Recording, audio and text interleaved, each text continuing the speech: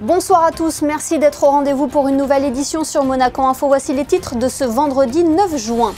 Nous aurons l'honneur de recevoir ce soir Charlotte Casiraghi, la présidente fondatrice des rencontres philosophiques de Monaco, viendra nous parler de la semaine philo qui débute lundi en Principauté. Qui sera champion de France de basket cette saison, Monaco ou Boulogne-Levallois? À quelques heures du coup d'envoi des finales de Betclic Elite, nous irons prendre le pouls sur les parquets. Matinée athlétique pour de jeunes élèves de CM1. Ce matin, ils participaient à la journée olympique qui tend à promouvoir les valeurs du sport. C'est le témoignage du passé qui peut parfois nous permettre de construire l'avenir. En ce 9 juin, nous célébrons la journée internationale des archives. À cette occasion, Michael Bloch, directeur de la mission de préfiguration des archives nationales, sera notre invité. Nouveau départ au Palais Princier. Son Altesse Sérénissime le Prince Albert II a décidé de confier à Laurent Anselmi une mission de pilotage en vue de la création en Principauté de l'Académie de la mer. Il s'agira d'une plateforme d'enseignement et de formation en langue française aux matières du droit de la mer, des relations internationales et géopolitiques liées aux mers et océans, et ainsi qu'aux problématiques environnementales marines. Laurent Anselmi débutera cette mission à compter du 1er juillet prochain. Il était jusqu'alors chef du cabinet du Prince Albert II. Hommage national ce vendredi matin en la cathédrale de Monaco pour les obsèques d'Albert Croesi. La disparition soudaine de cette personnalité marquante de la Principauté aura suscité une vive émotion. Son dévouement, son humanité ou encore son implication dans la vie du Rocher ont été salués lors de ces funérailles auxquelles ont assisté leurs Altesses Sérénissimes le Prince Albert II et la Princesse Charlène, l'ensemble de la famille princière, des personnalités de la Principauté, mais aussi des Monégasques. Sans transition, il est temps à présent d'aller rejoindre notre premier invité. Il s'agit de Charlotte Casiraghi, la présidente fondatrice des rencontres philosophiques de Monaco, est avec nous pour parler de la semaine philo qui démarre lundi en Principauté. Bonsoir Charlotte Casiraghi. Bonsoir. La semaine philo Monaco débute donc ce lundi. Quels sont les grands thèmes qui vont être abordés cette année? Alors cette année, on a donc un thème par jour. Donc on aura le mardi l'écologie, le mercredi l'éducation, le jeudi le soin et le vendredi les femmes. L'art de vivre également. Et l'art de vivre pendant le week-end. Oui. Pendant le week-end. Ce sont des thèmes du quotidien que vous avez choisi d'évoquer. Il est important aussi d'avoir des thèmes accessibles comme ceci, des thèmes qui parlent à tout le monde en fait. Bien sûr, alors oui, c'est des thèmes du quotidien, mais c'est aussi des grands thèmes politiques et qui sont des priorités aujourd'hui, qui me semble en tout cas devoir être des priorités politiques. Et c'est vrai que ces questions-là, celles de l'éducation, du soin, de l'écologie, des femmes, sont des thèmes où se joue aussi notre avenir et où se joue notre humanité. Et ce sont des thèmes qui sont très importants. Est-ce qu'il y en a un qui vous touche plus que d'autres ? Tous les thèmes sont importants, mais si je devais dire un dans lequel je m'engage un peu plus passionnément, je dirais le thème de l'éducation. Et ce thème-là, c'est vrai que j'ai beaucoup milité pour que les philosophes s'impliquent davantage pour réfléchir sur l'enfance et sur la question de l'éducation, parce que se soucier du développement affectif de l'enfant, de comment il se construit est très important. Et il y a des grandes questions philosophiques autour de l'éducation. Et c'est vrai que la nécessité, on le voit sur beaucoup de sujets d'actualité, de penser une éthique de l'enfance est très importante aussi. C'est pour cela aussi que vous avez choisi d'impliquer les scolaires dans cette semaine Philo Monaco, mais également aussi tout au long de l'année. Oui, alors tout au long de l'année, on développe beaucoup de choses dans les écoles, dans les classes primaires, au collège, au lycée. Et c'est vraiment le cœur aussi du projet des rencontres philosophiques d'être présent à l'école. Et c'est vrai qu'avec un peu de recul, on voit combien ces moments d'échange, ces ateliers, ces temps de réflexion avec les jeunes sont très forts. Parce qu'aussi le monde évolue extrêmement vite et c'est vrai qu'il faut donner aussi des outils critiques, il faut donner des points de repère aux jeunes pour pouvoir se repérer dans ces changements On peut parler de l'éco-anxiété, du harcèlement, aussi la question du genre. Enfin, il y a énormément de problématiques qui les touchent et c'est vrai que de pouvoir ouvrir des espaces de pensée permet à la fois de décristalliser parfois le débat, mais aussi de redonner du poids aux mots. Ça me tient très à cœur que d'engager ces réflexions avec les jeunes. C'est une formule qui marche. Est-ce que cela vous étonne, l'accueil que vous réservent les enfants, les lycéens autour de la philosophie, une matière qui, au lycée, peut paraître parfois un peu lourde? Oui, alors c'est vrai que en fait on la rencontre un peu trop tard et c'est un petit peu ça qu'on essaye aussi de faire avec les rencontres philosophiques, c'est qu'on la rencontre en terminale. Et on a un professeur sur une année avec le bac en tête, donc il y a tout un tas de concepts, de points de repère qu'on doit apprendre. Et c'est vrai que parfois c'est un peu la course. Et puis selon aussi le professeur qu'on va avoir, ça va aussi déterminer peut-être... c'est aussi beaucoup une question de rencontre. Et certains professeurs de philosophie vont toucher certains élèves et puis peut-être pas forcément d'autres. Et c'est vrai qu'avec ces rencontres, c'est l'idée qu'on peut rencontrer plusieurs professeurs, plusieurs philosophes et on essaye aussi de ne pas rentrer dans la logique de l'examen, du programme, du bac, mais de proposer des temps de discussion un petit peu hors programme, même si ça leur sert évidemment pour le bac et ça donne aussi un peu plus de liberté. Du dialogue. Vous allez aller à la rencontre de tous les publics pendant cette semaine Philo Monaco. Vous allez investir des lieux populaires, mais également emblématiques de Monaco. Oui, c'est vrai que c'est très, très important de ne pas réduire Monaco à la place du Casino, à des lieux bien sûr qui sont mythiques, mais il y a aussi des lieux qui sont importants dans la vie des Monégasques et des résidents, comme le marché de la Condamine, où c'était vraiment... absolument nécessaire pour nous de s'investir dans différents types de lieux et de ne pas être que dans des lieux très très prestigieux, mais aussi des lieux qui font partie du quotidien. Et donc c'est vrai qu'on a un contraste entre différentes rencontres qu'on va pouvoir faire. Point d'orgue, on va dire, de cette semaine Philo Monaco, c'est la remise des prix des rencontres philosophiques de Monaco. Cela vous tient à cœur aussi de récompenser les philosophes qui sont très peu honorés généralement lors des cérémonies. Oui, c'est vrai que quand on pense au cinéma, à la mode, même à l'architecture, à l'art contemporain, où il y a une certaine reconnaissance à la fois économique mais aussi médiatique. Et c'est vrai que les philosophes fournissent un travail colossal. Enfin, je veux dire, pour faire un très bon livre de philosophie, ça demande une intelligence hors du commun, des années de recherche, une grande créativité et pour penser des problèmes extrêmement importants.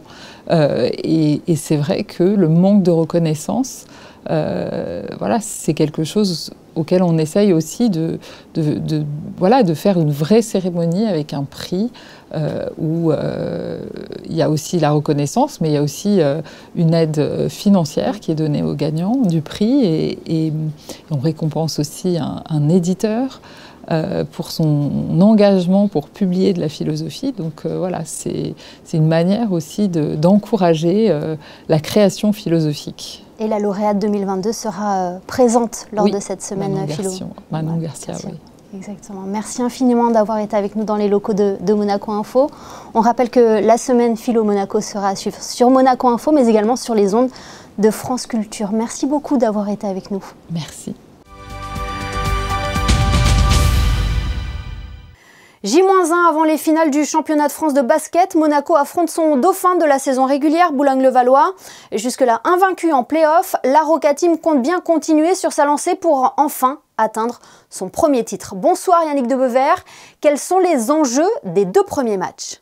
Bonsoir Émilie, bonsoir à tous. Est-ce enfin la bonne année pour la Roca Team? C'est la question que toute la France du basket se pose à la veille du premier match des finales du championnat. Monaco, premier de la saison régulière, affronte donc Boulogne-le-Valois, deuxième et tombeur de l'Asvel au tour précédent. Les Metropolitans sont pleins de confiance, emmenés notamment par le talent générationnel Victor Wembanyama, meilleur scoreur et meilleur défenseur de cette saison et surtout dirigé par Vincent Collet, le sélectionneur de l'équipe de France. La Roca Team sait qu'elle devra vite rentrer dans cette finale après une semaine de préparation. Écoutez Yacouba Ouattara et Sacha Obradovic. On n'a jamais eu autant de temps de préparation tout au long de cette saison, mais ça nous a fait du bien. On a commencé avec 2 jours off. Ça nous a permis un peu de relâcher et de s'aérer un peu les têtes. Depuis le Final Four, on a fait qu'enchaîner avec les playoffs, donc c'était difficile de se remettre dedans. Là, derrière, on a enchaîné avec une bonne semaine où tout le monde était impliqué, appliqué. Et non, je pense que le groupe est prêt. You know how I start, you know, like the first meeting of you know, like preparing this game, buzzer beater shots. Situations, you know, like in a playoff, which they score from 8, from 9, from less shooter, from this, from that, showing how big confidence this team, you know, has, even with the guys who are not capable to do the things, you know, like you saw. So the thing is, you know, okay, you know, like one part is a tactic. A second part, which is more important for us, you know, like is approach. With understanding that this is a team win, you know, like that, you know, like not, you know, like individual, let's say, awards you expect, you know, like here, this team win, you know, like that this team need, you know, like this, you know, like to make again another history. All egos, you know, everything, you know, should be aside now, in order, you know, like to win. Après 4 défaites en autant de finales dans son histoire, Monaco veut enfin s'imposer au sommet du championnat de France. Les Monégasques reçoivent donc les 2 premiers matchs de cet affrontement avant de partir à Paris pour jouer non pas dans la salle Marcel Cerdan de Levallois, mais bel et bien sur le court central de Roland-Garros.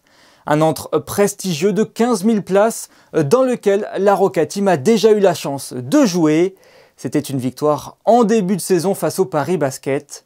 Mais avant de penser à la capitale, il faut faire le travail sur le rocher. Monaco veut garder son invincibilité sur ses playoffs. La première marche vers le succès, c'est ce samedi à 20h30. Et la rencontre comme l'ensemble des finales seront à suivre en direct sur Monaco Info. On reste dans le sport avec une discipline qui connaît un fort essor depuis quelques années déjà, le padel. L'un des plus grands tournois vient d'investir les terrasses du casino. Les meilleurs joueurs sont au rendez-vous. Le reportage d'Anaïs Riu et Arnaud Imbert. C'est la 3e année consécutive qu'il se tient au pied du casino de Monte-Carlo. Le CMB Monaco Master de paddle est de retour en principauté.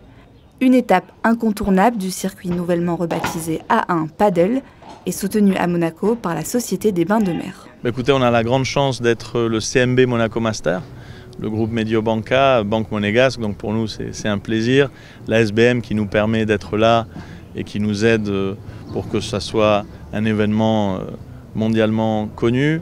Les matchs ont eu une réponse massive de joueurs mondiaux. Et franchement, le public, je crois, qu'est en train de voir le meilleur padel au monde. Donc très très satisfait. Tout se passe très très bien. La compétition accueille les meilleurs joueurs de cette discipline, grandissant d'année en année, avec comme principale tête d'affiche les numéros 1 au classement Maxi Arce et Franco Dal Bianco, qui tentent de succéder aux vainqueurs de l'année passée, Pablo Barrera et Andrés Britos. We train 6, maybe 7 hours each day. Doing gym and paddle, so it's a hard training, but it's the only way to improve. We have been here twice, and every time here it's special because obviously it's an amazing place. Play in the casino, it's only for a few players, so we are blessed to play here. Ce dimanche se disputeront les grandes finales, hommes et femmes, où les vainqueurs recevront la coupe, remise en main propre par le prince souverain Albert II. Elle est habituellement célébrée un 23 juin dans le monde entier pour fêter la création du Comité international olympique. C'est avec un peu d'avance sur le calendrier que le comité monégasque a organisé la journée olympique ce vendredi. Elle a réuni une centaine d'élèves autour des valeurs du sport. Plus de détails dans ce reportage de Juliette Rappert et d'Olivier Bonello. Sélectionnées par leur établissement pour représenter leurs écoles, 10 équipes composées de 5 filles et 5 garçons se sont affrontées dans plusieurs épreuves pour se retrouver en cette journée olympique. Une journée pour sensibiliser les élèves aux 3 valeurs olympiques, l'excellence, l'amitié et le respect. On a fait 5 épreuves. On a fait l'épreuve la course de haies. On a fait le medicine ball. Il y en a qui étaient très difficiles, et d'autres qui étaient plutôt faciles. Par exemple, comme le saut en longueur. La course, c'était ma préférée. Et le lancer de disque, c'était celle que je détestais le plus. Il y a une première partie de la journée, de la matinée, qui se passe sur des ateliers athlétiques. Avec différentes, différentes organisations qui mettent en valeur le saut, le lancer, voire la course, le relais. Et puis la deuxième partie, ce sont des courses qui sont organisées autour du gymnase et par 2. Et c'est après un classement au temps. Chaque école portait un t-shirt de la couleur d'un anneau olympique et le nom d'un continent. Et c'est sous le regard et les encouragements d'Olympiens monégasques que les élèves de CM1 se sont surpassés. Et le fait que nous ayons nos Olympiens qui viennent participer aux ateliers organisés pour eux et surtout être à côté d'eux et échanger avec eux, ça leur donne des objectifs et peut-être ils vont se dire qu'ils peuvent y arriver. Et je crois que tout à l'heure, il y a 2 petites filles qui ont dit au prince, nous on veut aller aux Jeux Olympiques en natation. Et c'est l'Asie 1, école de la Condamine, qui a remporté haut la main la première place. Et pour célébrer cette victoire, le prince souverain a remis à chaque élève une médaille, une gourde et une casquette du comité olympique. Une journée qui aura peut-être suscité des vocations. Ce vendredi 9 juin coïncide avec la journée internationale des archives. Elles sont le témoignage de notre passé et peuvent parfois nous aider à construire l'avenir. À Monaco, plusieurs entités sont garantes de cette mémoire. Bonsoir, Michael Bloch. Bonsoir. Vous êtes le directeur de la mission de préfiguration des archives nationales. Pouvez-vous tout d'abord nous présenter votre service et ses missions ? La mission de préfiguration des archives nationales a été créée en 2021. C'est l'instance en charge des archives publiques en principauté, sous l'autorité du ministre d'État, et le service central des archives et de la documentation administrative où nous nous trouvons, le SCADA, y est rattaché. Le gouvernement princier fait partie aussi depuis 2021, je crois savoir, au Conseil international des archives, c'est ça ? Le Conseil international des archives a été créé en 1948, le 9 juin, donc c'est son anniversaire aujourd'hui, et il a été créé sous l'égide de l'UNESCO à la suite de discussions entre des archivistes français et américains. Et c'est pour ça que le siège de l'ICA se trouve à Paris. Et en quoi c'est important de faire partie de l'ICA ? Alors c'est important d'être adhérent de l'ICA dans la mesure où c'est l'instance internationale qui prescrit les normes d'archivistique. C'est l'instance qui a édicté la Déclaration universelle des archives, le code de déontologie des archivistes, et c'est une instance de dialogue entre tous les archivistes du monde entier par le biais de tables rondes, de congrès, qui a un rôle également très important en termes de formation professionnelle des archivistes dans le monde entier. C'est un service qui va vous appuyer notamment dans la grande tâche qui vous a été confiée, la création d'une institution nationale dédiée aux archives contemporaines ? Le cas échéant, nous pouvons effectivement avoir recours à l'expertise de certains professionnels de l'ICA, par exemple sur des sujets très techniques, juridiques, du droit des archives ou autres. Où en est d'ailleurs ce projet de la création de l'institution nationale dédiée aux archives ? Nous allons, dès l'année prochaine, en 2024, avoir la concrétisation de la première étape du projet immobilier, avec l'installation à Fontvieille, dans des locaux neufs de 500 mètres carrés, de la mission de préfiguration des archives nationales, qui disposera de bureaux pour une dizaine d'agents et de 2 magasins de conservation qui vont permettre de collecter les fonds d'archives publics et certains fonds privés d'intérêt patrimonial majeur en principauté. J'imagine que c'est un grand chantier puisqu'il faut aller à la rencontre de chaque entité, de leur présenter ce projet. Est-ce que c'est complexe ? Effectivement, oui, c'est complexe. Le périmètre d'intervention est très vaste, plus d'une centaine d'entités.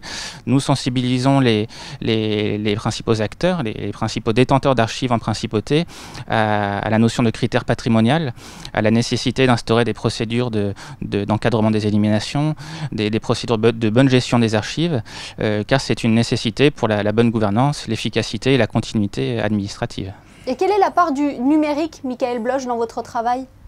Alors, la part du numérique est évidemment très importante et elle est croissante avec les archives nativement numériques qui sont de plus en plus importantes, notamment avec l'avènement de la signature électronique, alors qui n'est pas encore universelle, mais qui le sera sous peu. Donc les archives numériques sont une préoccupation quotidienne et nous mettrons en place ces prochaines années un système d'archivage électronique avec les entités concernées au sein du gouvernement princier. Et en parallèle, nous menons des actions de numérisation des collections les plus précieuses du SCADA et de la mission de préfiguration.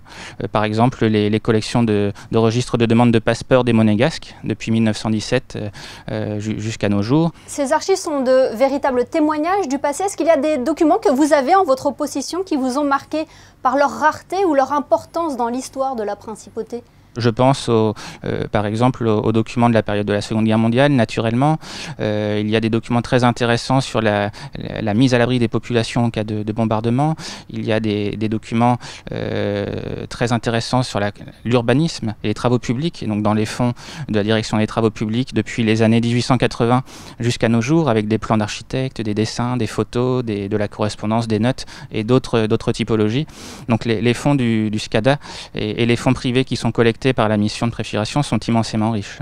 Et comment mettre ces documents en valeur? Vous allez vous associer à l'année de commémoration du centenaire de la naissance du prince René III, par exemple? Nous préparons actuellement, en collaboration avec les Archives du Palais et l'Institut audiovisuel de Monaco, une exposition qui s'intitule La vision du prince, Jacques Rueff, ministre d'État, 1949-1950.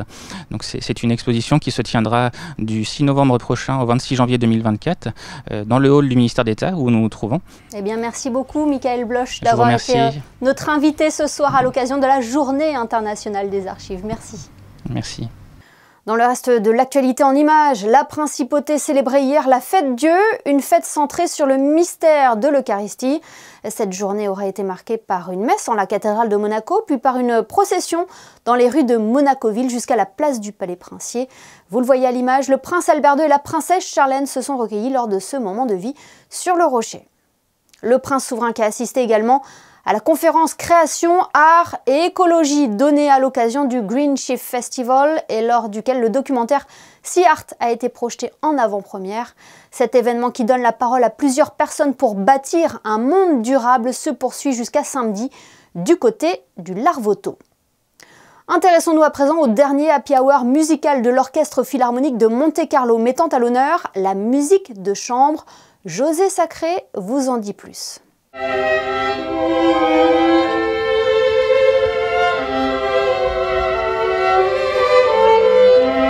C'est par passion que des musiciens de l'Orchestre Philharmonique de Monte-Carlo, déjà très accaparés par leur travail avec l'orchestre, décident de se réunir en petite formation pour faire de la musique de chambre et se produire lors de concerts dans le troparium de l'auditorium Régnier 3.